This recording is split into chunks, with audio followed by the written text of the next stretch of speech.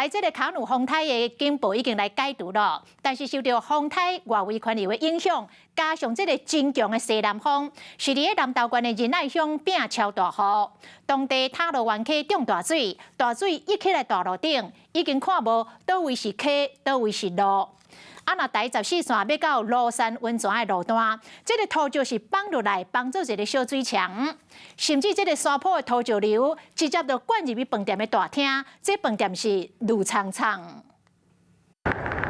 沙土最近错漏，南投罗山塔罗湾溪水涨起来，已经看无倒位是路，倒位是溪啊。前往庐山的这条山路上面，你可以看到呢，我后方这里的路段呢，土石已经这样子整个摊下来了。大雨一直落，今日会知影，台14线过春阳往罗山温泉85.4公里路段，土石放弃已经变作是水墙，雨路规长条。南投仁爱乡的庐山温泉，那这里呢雨是非常的大，你可以看到旁边的这种走道都已经变成了滚滚的小瀑布。南投县仁爱乡罗山温泉无到12点钟，落雨量已经超过344毫米，砖头开发到一半山坡地，土石流是直接灌入去饭店的大厅。你可以从2楼上来上面开发就造成问题啊，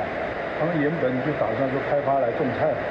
饭店的柜台、个大厅的桌仔，全部浸伫咧土沙水内底，水是深到根要淹过脚豆腐。附近的民众穿雨伞撩水行，步步艰难，甚至送菜篮的发财车拢掉伫咧落。风台卡诺扫过南投县仁爱乡，大雨雨道路是酸冻甲真严重，民众今日当等水退，才会当重建家园。Hello， 我是林仙怡。想要抢先掌握最及时的新闻资讯吗？赶快订阅、按赞、开启小铃铛，锁定华视新闻 YouTube 频道。